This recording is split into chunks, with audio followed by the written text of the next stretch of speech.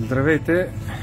Специално влезнахме с Георги в един магазин за хранителни стоки, който е на една пресечка от Червения площад. Предполага се, че санкциите действат 3 години в Русия, няма какво да ядат хората и просто затова искам да ви покажа.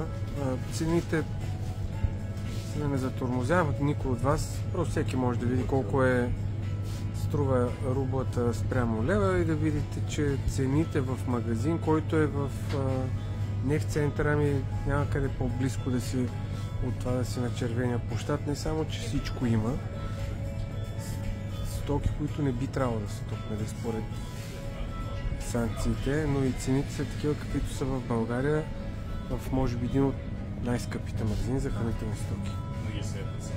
Богатството на стоката всеки може да я види и да видите за какво става дума. Като ви обясняват за санкции, вижте за какво става дума.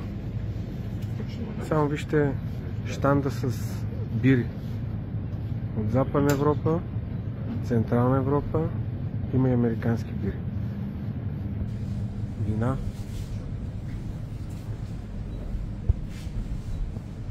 Една стена с вина. Шампанско. Същата работа. Въобще санкциите действат, цените са в космоса. Тежка ирония говоря в момента.